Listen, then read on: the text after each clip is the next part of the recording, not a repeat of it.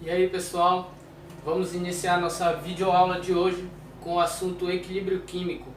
Os professores serão Gerson Gomes, Clisman Carvalho e eu, Leonardo Silva.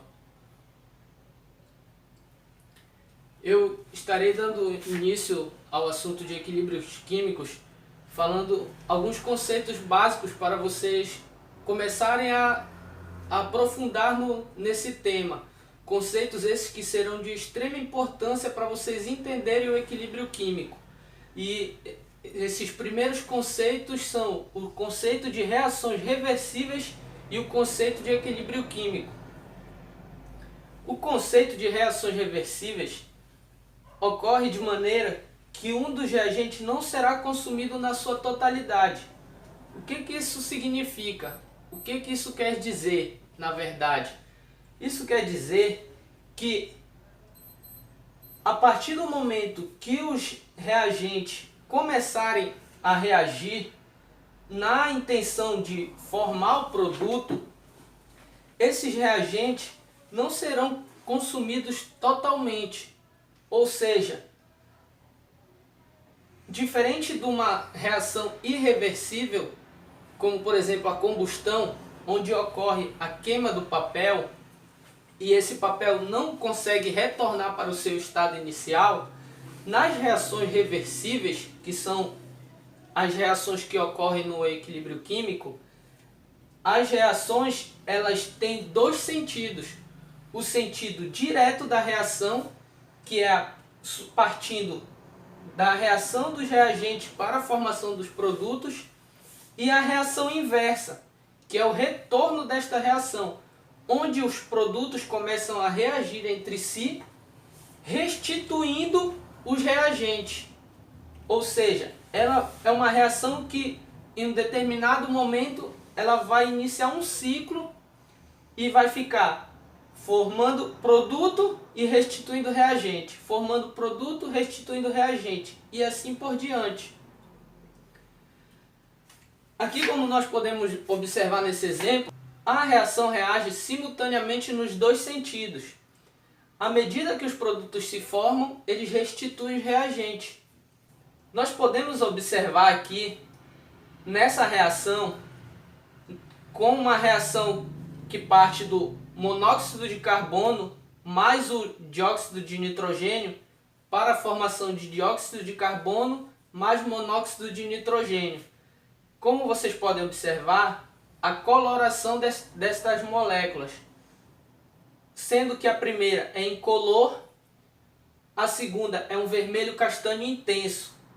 Então, a soma, como a gente pode observar, a soma desses reagentes, um reagente incolor com um reagente vermelho castanho, eles irão produzir a cor vermelho castanho intenso, onde vai predominar a cor intensa, o que é incolor não irá aparecer. Então nós vamos observar somente o vermelho.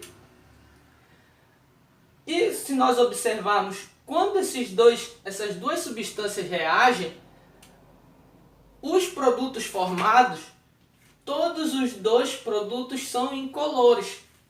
Como nós podemos observar, o dióxido de carbono é incolor e o monóxido de nitrogênio também é incolor. Então, o que a gente pode deduzir daí? Que se a partir do momento que nós produzirmos essa reação, nós vamos partir de um vermelho e vamos chegar num produto incolor. Só que se nós observarmos aqui na reação direta, o resultado final não é o que nós esperamos ali ao observarmos a reação. O resultado final é uma coloração vermelho castanho fraco. E mais na frente nós vamos entender por que isso ocorre. Nós vamos observar aqui a reação inversa, onde nós vamos partir do produto para restituir o reagente, como eu falei anteriormente para vocês.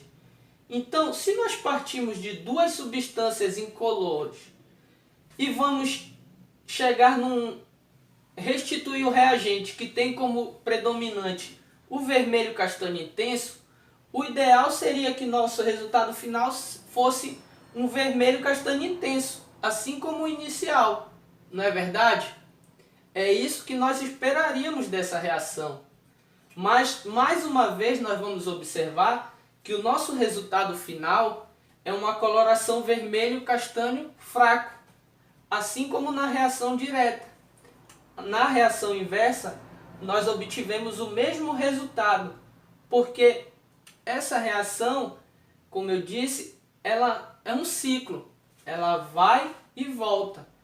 Só que esse ciclo se dá a partir de um determinado momento. E nós podemos observar essa coloração fraca porque aqui neste determinado momento ela está aqui partindo do vermelho forte e indo para o incolor. Só que antes dela chegar a se tornar incolor, os produtos já estão reagindo novamente para restituir o reagente. Então ele não chega a ficar incolor, ele fica numa coloração intermediária e parte de volta. Quando ele parte de volta, antes dele chegar aqui na coloração vermelho intenso, que é o que ele está buscando de volta, ele de novo bate na reação intermediária e começa a reagir os produtos de novo para a formação do reagente. E fica nesse jogo de ida e volta, não conseguindo obter o resultado que a gente espera se analisarmos friamente, sem entender o que ocorre na reação. Nós temos o conceito de equilíbrio químico, que são as concentrações de produtos e reagentes são constantes. O equilíbrio químico é basicamente isso. É o ponto em que nós vamos encontrar a equivalência dos produtos e dos reagentes. Eles vão chegar a um valor constante, como nós podemos observar nessa tabela. Essa tabela nos mostra a mesma reação anterior, com a coloração partindo do vermelho intenso e chegando num ponto em que ela se estagna e não consegue mais sair desse vermelho fraco, não chegando naquela coloração incolor que nós esperávamos. Como nós podemos ver, a dupla seta indicando que a reação ocorre tanto na direção como na inversão. Ela é uma reação que parte dos reagentes para a formação dos produtos e volta dessa formação dos produtos, ela reage para restituir os reagentes. Se nós pegarmos um determinado tempo, um relógio para fazer a cronometragem dessa reação, como foi feito nessa tabelinha, nós vamos verificar que aqui nós temos o nosso tempo zero, que é antes da reação iniciar, onde nós temos uma concentração molar de 1 mol por litro para cada reagente. Aqui, como a reação ainda vai começar, a nossa concentração de produto é zero, pois nós ainda não obtivemos nada da formação deste reagente. A reação ainda não começou, então ainda não houve produto formado. Aqui, após um tempo de 10 minutos, nós podemos observar o decaimento da concentração dos reagentes. Os reagentes começaram a reagir e nós observamos o aumento da concentração dos produtos. Porque, como a reação está partindo da formação da união dos reagentes para a formação do produto, nós podemos observar que a tendência da concentração dos reagentes é diminuir e a dos produtos é aumentar. Como nós podemos observar, a nossa reação está caminhando, ela está seguindo adiante, ela está sendo produzida. No segundo momento, nós temos o tempo de 20 minutos. A nossa concentração de produtos, de reagentes, continua decaindo e a concentração de produtos continua aumentando. No tempo 30 minutos, a mesma coisa, continua a decair a concentração de reagente e continua aumentando a concentração de produtos. Nós podemos observar aqui a partir do tempo de 40 minutos até o tempo de 60, nós analisarmos aqui, nós passamos aqui 10 minutos até chegar a 50 e passamos mais 10 até chegar em 60. E nós podemos observar que a concentração dos reagentes e dos produtos não sofreu mais alteração. Isso é o que nós chamamos de ponto de equilíbrio. Nós dissemos que a reação chegou ao seu equilíbrio. Ela chegou a um instante em que não há mais... Ela está... Não podemos dizer estagnada, porque ela não cessou a reação. Ela cessou de maneira macroscópica. Aqui, como eu expliquei para vocês na coloração, nós não vamos mais enxergar essa mudança de cor. Mas isso não quer dizer que a reação acabou. As moléculas microscópicas continuam lá se chocando entre si. Mas a modo macroscópico nós não podemos mais observar essa diferença. Então nós chegamos ao ponto de equilíbrio, onde a concentração dos reagentes não muda, assim como a concentração dos produtos também não muda. Porque o que ocorre? Nesse ponto, a velocidade das reações se igualou. A velocidade da reação direta, que nós chamamos de V1, igualou a velocidade 2, que é a velocidade da reação inversa. Então, ao mesmo tempo que eu estou reagindo para formar produtos, eu estou reagindo os produtos para restituir o reagente. Então, nós chegamos ao ponto de equilíbrio. Nós podemos observar isso melhor aqui pelo gráfico, onde nós temos as representações gráficas. A primeira representação gráfica nos dá a concentração pelo tempo. Como nós podemos observar, esse ponto zero é o ponto de partida da formação do nosso produto. O ponto máximo é o ponto do início da reação, onde os nossos reagentes vão começar a reagir. Onde nós podemos observar que a nossa concentração era de 1 mol por litro. Então aqui é o início. A partir do momento que a reação está caminhando, que nós iniciamos a reação, como nós observamos lá na tabela, ocorre o decaimento da concentração dos reagentes e ocorre o aumento da concentração dos produtos, da formação dos produtos. Aquele ponto lá que nós chamamos de ponto de equilíbrio, que é onde nós observamos o tempo de 40 minutos, que a partir de 40 minutos a reação não mudou mais a sua concentração, nós podemos observar aqui que no tempo de 40 minutos as curvas se tornam paralelas e contínuas. Ou seja, a partir deste momento do ponto de equilíbrio, não haverá mais alteração na concentração nem dos nossos produtos, nem dos reagentes. As concentrações vão se manter, que nós chamamos o ponto de equilíbrio, o nosso estado de equilíbrio. E daqui para frente, todo esse tempo será chamado de estado de equilíbrio. E esse ponto exato onde nós alcançamos o equilíbrio se chama instante em que a reação entrou em equilíbrio. Outro gráficozinho que nós vamos representar aqui para vocês é o de velocidade vezes o tempo. Como eu disse para vocês que no ponto de equilíbrio as velocidades se igualaram das reações e por isso nós não podemos mais observar de forma macroscópica, é porque justamente eles chegaram nesse ponto T aqui, onde a velocidade 1 se igualou à velocidade 2. A velocidade da reação direta, que parte da reação dos reagentes para a formação dos produtos, e parte da formação dos produtos para a restituição dos reagentes, ela se iguala aqui nesse ponto T, que é o mesmo ponto em que a reação chegou ao tempo de equilíbrio. Ou seja, aqui, se nós formos analisar os dois gráficos juntos, nós teremos o mesmo tempo de 40 minutos, onde a reação chegou no seu ponto de equilíbrio. E as velocidades vão estar igualadas. A partir deste momento, a mesma velocidade que leva para formar os produtos é a mesma velocidade que leva para restituir os reagentes.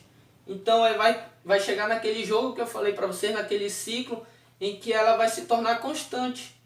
As concentrações vão se tornar constantes e a velocidade das reações vão ser iguais, tanto na velocidade da reação direta quanto na velocidade da reação inversa. Então nós podemos dizer que o equilíbrio químico é o momento em que as velocidades da reação direta e inversa se igualam. Elas chegaram a um valor, igualaram, e a partir daquele momento elas vão seguir a mesma velocidade, ocasionando o que nós chamamos de equilíbrio químico. Olá pessoal, eu sou o professor Clisman Carvalho e estarei trabalhando com vocês equilíbrios químicos homogêneos e heterogêneos e grau de equilíbrio.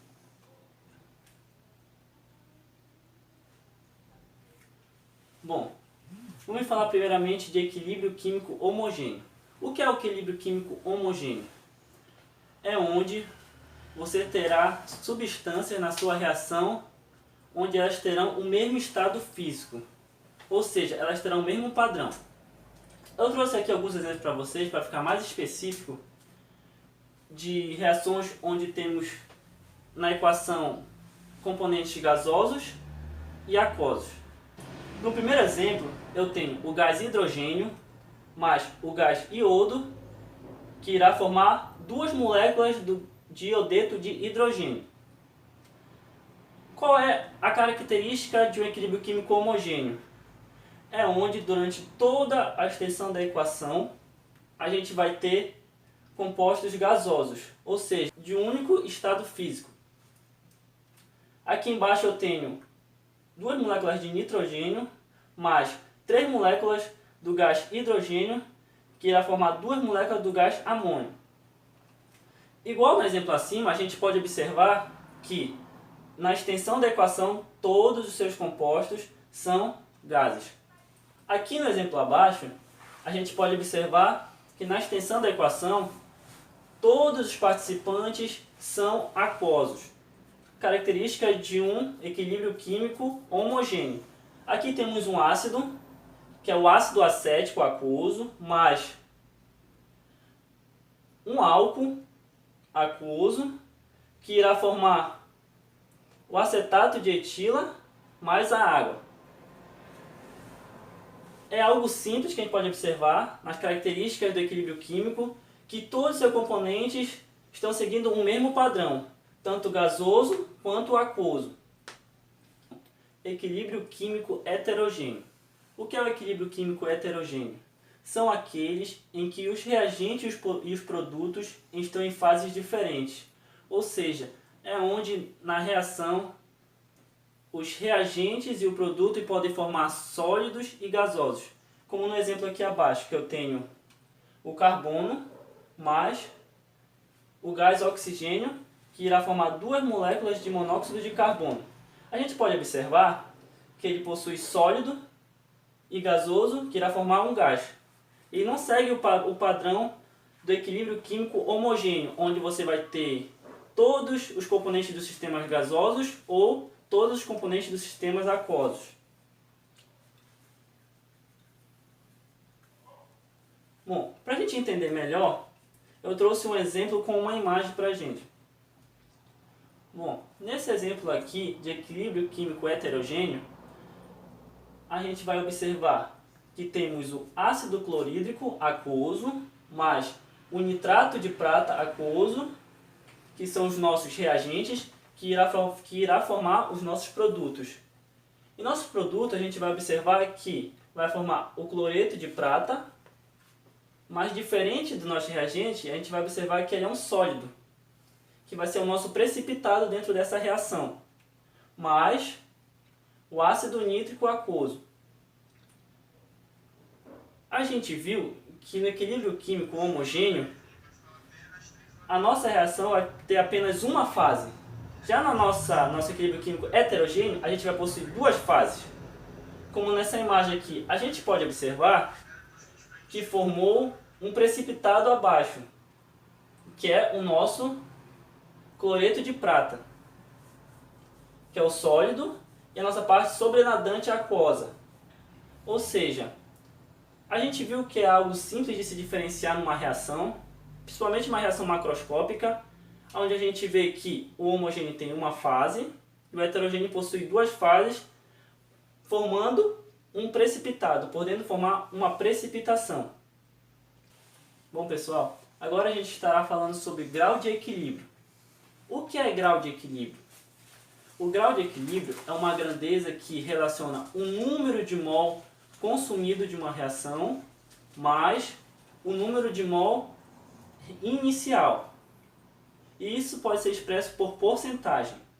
Bom, o grau de equilíbrio, representado pelo símbolo alfa, é usado em equilíbrios químicos para indicar a relação entre o número de mol depois que determinado reagente foi consumido e a quantidade de matéria inicial. Bom, eu vou estar utilizando esse exemplo para vocês da reação que a gente viu lá no conceito, aquela tabelinha que a gente viu, que eu vou mostrar para vocês, que o professor Leonardo explicou, aonde a gente vê os reagentes e a gente tem os produtos, aonde ele começa com 1 mol, os reagentes, e depois de 40 minutos a gente vê que sobrou 0,20 mols. E a partir desses 0,20 mol a gente pode observar que ele ficou constante. Vamos voltar lá na nossa equação.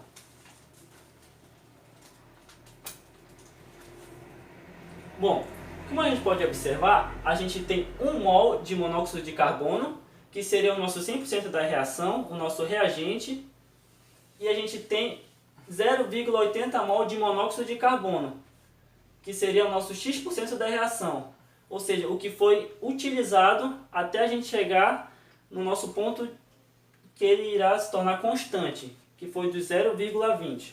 Bom, como a gente pode observar, a gente tem 1 mol de monóxido de carbono, que é a nossa reação inicial, onde estamos com o nosso 100%. E aqui embaixo a gente tem um 0,80 mol de monóxido de carbono, que é o nosso X% da reação, ou seja, é o valor que foi utilizado até que ela estabelecesse o seu ponto constante da reação, que é o nosso 80%. Bom, para a gente entender melhor, a gente vai observar essa fórmula de grau de equilíbrio. É uma fórmula simples, mas que a gente necessita para a gente entender o número de mol que foi consumido naquela reação, onde a gente vai utilizar o número de mol que foi consumido sobre o número de mol inicial, que é o nosso 100%, que é a nossa parte dos nossos reagentes. Utilizando os dados daquela tabela, a gente pode observar que o número de mol consumido foi 0,80 mol de monóxido de carbono, que foi o que reagiu. Ou seja, se foi utilizado 0,80, a gente sabe que sobrou 0,2, que se tornou o nosso ponto constante da reação. E aqui a gente tem o nosso inicial, que é o nosso reagente, que ainda não sofreu nenhuma reação, que ainda não formou produto, que é o nosso 1 mol. A gente pode observar que ele faz uma divisão do que foi utilizado na reação e o que a gente tem no começo da nossa reação, onde a gente vai encontrar o valor de alfa, que é o nosso grau de equilíbrio, que é 0,80. Olá pessoal, tudo bem? Aqui quem vos fala é o professor Gerson Gomes. Eu vou estar continuando a explicação sobre equilíbrio químico. Bem, para entendermos basicamente todo esse processo de equilíbrio químico, na verdade para concluir o que já foi dito anteriormente, nós vamos tratar agora de... A constante de equilíbrio nada mais é de que quando os nossos reagentes eles estão formando na mesma velocidade o produto, que o produto também está formando o reagente. Algumas pessoas acreditam que esse assunto é muito complicado. Na verdade, se ele não for tomado ou então estudado como merecido, realmente ele vai se tornar meio complicado, porque a pessoa tem que ter atenção para que ela consiga assimilar uma coisa que os livros eles tratam de uma maneira muito rápido, aquilo que é muito complexo de entender. Mas eu vou demonstrar para vocês como, apesar de parecer difícil, ele não é difícil não, basta a prática, porque a prática é que leva à perfeição. Pois bem, constante de equilíbrio. A constante de equilíbrio, em função das concentrações em mol por litro, você já tem que prestar atenção aí. Toda vez que você for tratar de constante de equilíbrio, você tem que ter noção de que você está tratando das concentrações. Quando você está tratando das concentrações, logo você tem que relacionar mol por litro. Jamais em outra unidade, sempre essa. Mol por litro, mol por litro. Você já memorizou aí? Pois é, vou falar mais uma vez. Mol por litro, não esqueça disso. Constante de equilíbrio é o produto das concentrações do produto da reação dividido pelo produto das concentrações do reagente. Para ficar mais fácil, eu vou simplificar isso para vocês. Eu tenho uma reação. O que eu vou fazer?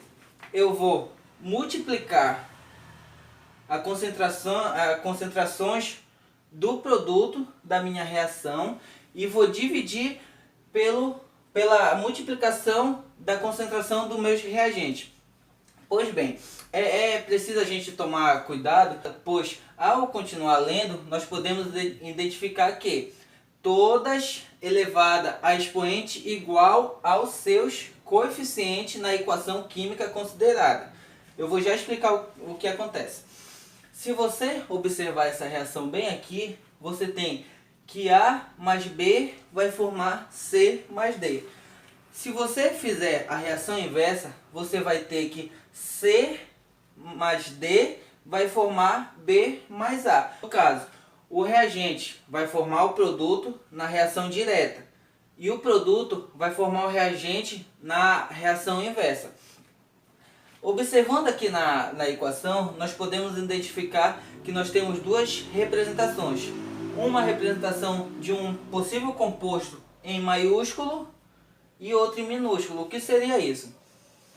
A representação do composto em maiúsculo, ela se dá pelo átomo que nós estamos trabalhando. Um exemplo desse átomo poderia ser o O2, outro exemplo poderia ser o H2 e assim por diante. A representação minúscula, ela se dá da quantidade de átomo que eu estou trabalhando. Um exemplo poderia ser 2O2 ou então 2H2 e assim sucessivamente por toda a equação. Uma equação ela é dada por Kc, sendo que esse Kc ele é igual à velocidade direta, que é no caso a velocidade de formação dos produtos, que é igual à velocidade de formação do reagente. Por que isso? O Kc, ou então constante de equilíbrio, ele só será possível a partir do momento que eu tenho uma mesma velocidade que eu vou formar o produto através do meu reagente, vai ser a mesma velocidade que eu vou formar os meus reagentes através do produto. Por isso, como eu disse, o Kc é igual o produto do produto que foi formado na reação dividido pelo produto, que é a multiplicação do reagente. Tirando esse resultado aqui, eu vou ter o resultado de Kc. Só lembrando para vocês que o Kc ele não tem unidade. Então, quando você acha qualquer que seja o número Kc, não precisa representar por unidade nenhuma, porque ele não comporta unidade alguma. Ele poderia ser 16 sem unidade. Ele poderia ser 10 vezes 10 elevado a menos 28 sem unidade. Sempre assim, ele não comporta unidade alguma. Continuando. Se observarmos na equação, com o decorrer do tempo, a concentração do nosso reagente ela vai diminuir. vai ocorrer essa diminuição na concentração do nosso reagente, porque os reagentes serão consumidos para que então sejam formados os nossos produtos. Aqui no tempo inicial, nós não temos o produto. Por quê? Porque como o tempo ainda é zero, a nossa equação ela ainda vai iniciar. Ela não iniciou, portanto ainda não foi criado o produto. Com passar 30 segundos, que é o tempo que poderíamos usar, observamos que foi diminuído 0,1 mol de cada reagente para a formação de 0,1 mol de cada produto. Assim como com o passar de 60 segundos foi diminuído ou então consumido 0,3 mol de cada reagente para então formar ou então produzir 0,3 mol de cada produto. E assim sucessivamente. Até então termos a constante de equilíbrio, que é aquele exato momento em que a velocidade do reagente consumido para formar o produto é igual à velocidade do produto que irá se dissociar para formar o reagente. Como vocês podem ver aqui no exemplo, que a partir do nosso quinto tempo, nós vamos ter uma constante. Então, essa constante é a chamada constante de equilíbrio, ou seja, é a nossa famosa Kc. E só para deixar bem claro para aqueles que irão fazer alguma prova, tipo a do Enem. Geralmente, no Enem, eles pedem para calcular a concentração do reagente antes do ponto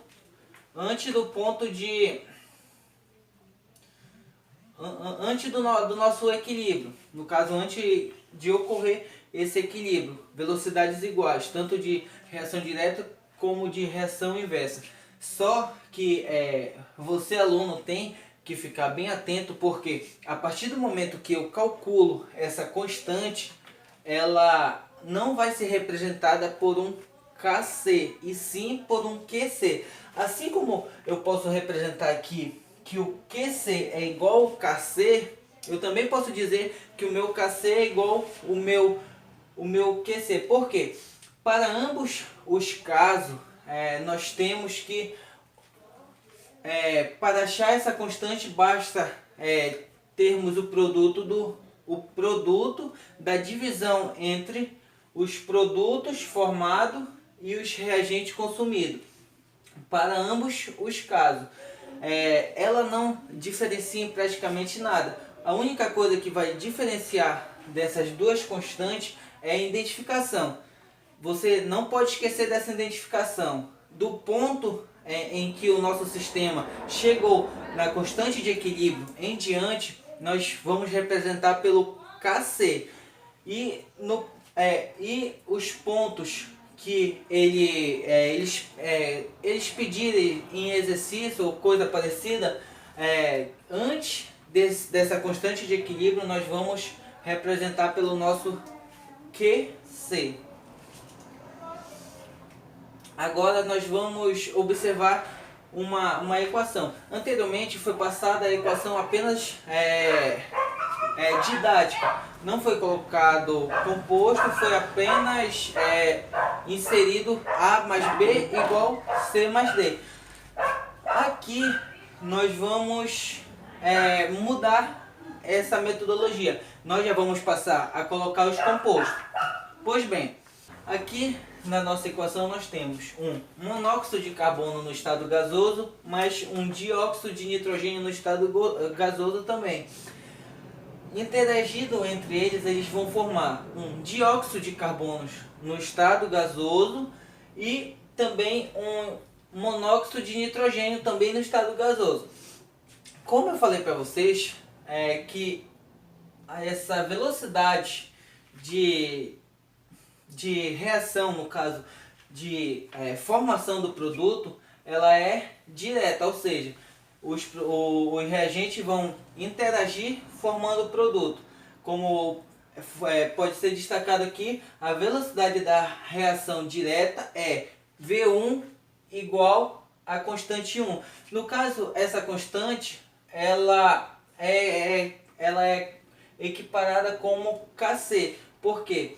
Porque só que vocês têm que lembrar uma coisa. Ela é uma constante apenas da concentração do nosso reagente. Assim como a velocidade inversa, V2 é igual K2, ela também é a concentração da nossa velocidade do nosso produto. No caso, aqui, a velocidade em que o nosso reagente vai formar o produto, e aqui a velocidade que seria a inversa, que o nosso produto vai se dissociar formando o reagente. No equilíbrio, essas velocidades são iguais. V1 é igual a 2. Por isso que como eu mostrei anteriormente, fica constante. Porque tanto V1 como V2, elas estão atuando na mesma velocidade. Por isso que elas são iguais. A quantidade de reagente que eu vou consumir é a mesma quantidade de produto que eu vou dissociar para voltar para o reagente. Comparando uma com a outra, nós podemos chegar na seguinte equação. Esse exemplo aqui é só explicando como nós deveríamos fazer para então chegar naquela equação do Kc que eu expliquei anteriormente. Podemos dizer que K1 do nosso reagente é igual a K2 do nosso produto. Podendo também chamar K1 e K2 é igual o produto sobre o reagente. Como aqui o nosso K1 e o nosso K2 eles são constantes e sempre vão permanecer constantes na mesma temperatura, então nós não precisamos representar ele assim. A gente simplesmente poderia trocar ele pela representação que eu mencionei anteriormente. Aqui eu só coloquei eles que é para vocês verificarem a partir de onde que eu vou encontrar o nosso Kc. Depois que eu dei aquela fórmula para vocês, então a gente já pode utilizar ela para fazer um pequeno cálculo. Como? Exemplificando esse cálculo, vamos imaginar o seguinte experimento. O primeiro experimento: monóxido de carbono mais dióxido de nitrogênio, formando dióxido de carbono mais o monóxido de nitrogênio, todos eles em estado gasoso. Concentrações: 1 mol de monóxido de carbono mais 1 mol de dióxido de nitrogênio. Ambos os produtos ainda não foram produzidos porque o nosso reagente ainda não foram consumidos. A partir do momento que podemos chegar na nossa concentração no equilíbrio, nós poderemos então encontrar que sobrarão apenas 0,2 mols de cada reagente e consequentemente teremos 0,8 mols de cada produto. Usando aquela fórmula lá, Kc é igual produto sobre o reagente, e jogamos os valores que nós temos aqui, nós vamos chegar no número 16. Como eu falei anteriormente, o Kc ele não suporta unidade alguma.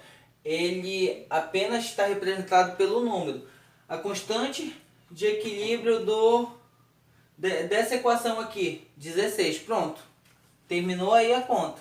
É bem simples, mas a pessoa tem que tomar cuidado, porque se você utilizar qualquer dados desses aqui de forma incorreta, você vai fazer com que o seu cálculo dê errado. Vamos imaginar agora um experimento feito à mesma temperatura. Legal, se você reparar aqui, é o mesmo experimento, correto? Mas se você reparar aqui, a quantidade de reagente utilizado aqui é a quantidade de reagente utilizado aqui. Logo, nós teremos que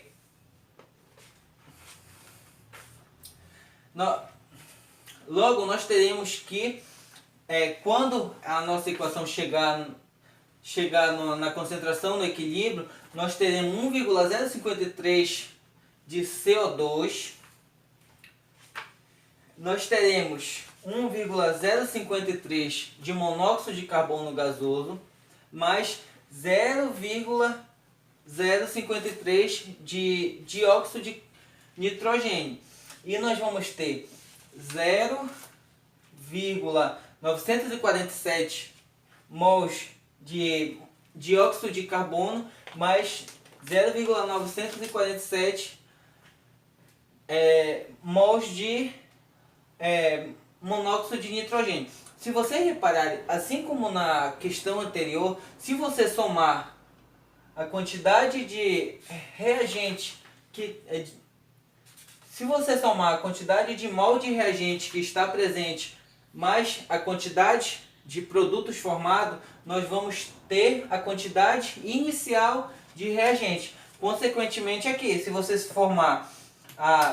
somar a quantidade de reagente na concentração no equilíbrio mais a quantidade de produto, nós vamos chegar à quantidade de reagente que foi iniciada a nossa reação. Novamente, nós podemos jogar na fórmula que eu falei, Kc é igual produto sobre o reagente, que também vai ser igual a 16. Aí, peraí, quer dizer que você está me falando que apesar de eu utilizar quantidades diferentes, o meu Kc vai ser igual? É isso mesmo que eu estou falando para você. Se você observar, eu sei que você é um menino muito inteligente, você já reparou que quando eu falei aqui, o segundo experimento, eu disse a mesma temperatura. Logo, nós podemos concluir que o que mais altera a nossa constante de equilíbrio é a temperatura. Ela é o principal fator que irá determinar a nossa constante de equilíbrio. Então, não importa a quantidade de reagente que eu vou ter aqui para iniciar uma equação, se ela for iniciada na mesma temperatura, ela sempre vai dar o mesmo Kc. Agora, eu posso iniciar com mais reagente no experimento 1 e menos reagente no experimento 2. Se aqui no experimento 2 eu modificar a temperatura, consequentemente eu vou modificar o meu Kc. Tem 4 pontos que você jamais deve esquecer quando você pensar em constante de equilíbrio. O primeiro, o Kc é adimensional. Você sabe o que isso significa? Eu sei que você acertou, mas para não deixar dúvida, eu posso lhe falar que ele ser adimensional quer dizer o que eu falei anteriormente várias vezes, que ele não comporta unidade. Ele é simplesmente um resultado qualquer com número. Como eu mostrei anteriormente, apenas o 16 poderia ser 2,6 vezes 10 a menos 15. Um exemplo. O segundo ponto, na constante de equilíbrio não entra soluções puras. Isso é um ponto muito importante que nós não devemos deixar de adquirir esse conhecimento para nós. Qual seria essas soluções puras? Ele não vai entrar água. Por que ele não vai entrar água? Porque geralmente quando nós utilizamos água nessas nossas reações, essa nossa água ela vai utilizar como solvente. O que vai acontecer? Por ela ser utilizada como um solvente, logicamente que ela vai estar numa concentração muito alta. Então, se ela está numa concentração muito alta, bem pouco vai ter a variação na sua constante de equilíbrio. Então, não precisa colocar ela. Se Você vai ver no exemplo que eu vou mostrar daqui a pouco. A variação da temperatura. Como eu falei para você, a temperatura é o principal influente para o nosso KC. Porque eu modifiquei a temperatura, eu vou modificar também o nosso KC. E por final, você não pode esquecer dessa pequena parte, o KC. O nosso KC ele é igual a K1 sobre K2. Você lembra o que é K1 e K2? Para aqueles que não lembram, eu vou falar novamente. K1 é a nossa velocidade direta. O que seria essa velocidade direta? É aquela velocidade em que os reagentes vão estar se combinando para formar os produtos. O que seria o nosso K2? O nosso K2 é a velocidade da reação inversa. O que seria isso? Seria a velocidade em que os nossos produtos eles vão se dissociar e vão voltar em forma a formar os nossos reagentes. Então, para calcular o nosso KC, nós precisamos tirar o produto da divisão dos produtos formados na nossa reação dividido pelos reagentes. Agora eu vou dar exemplo de 3 pontos de KC para vocês. No primeiro exemplo nós temos 2 reagentes gasosos formando um produto gasoso. Logo o nosso KC vai ser o produto elevado à quantidade de molécula presente dividido pelo reagente, e cada reagente elevado à quantidade de molécula presente. No caso aqui eu tenho um N2, que é um gás nitrogênio, então vai ser apenas a concentração de N2. Aqui eu vou ter 3 H2, que é no caso 3 gás hidrogênio, então eu vou ter a concentração de do gás hidrogênio elevado a 3. Pelo fato de conter 3 moléculas. No segundo exemplo, eu tenho o dióxido de carbono mais o gás hidrogênio, ambos no estado gasoso, formando o monóxido de carbono mais o H2O. Para quem não lembra, H2O é a nossa água. Como eu falei anteriormente, água, líquido, não entra no nosso KC. Então, nós vamos ter o monóxido de carbono, que é o produto, a concentração dele dividido pela concentração do reagente. Como a gente contém apenas uma molécula de cada composto, então nós não precisamos levar eles a nenhum exponente, apenas pegar a concentração deles. E por fim nós temos aqui o carbonato de cálcio no estado sólido. O estado composto do estado sólido também, eles não vão entrar no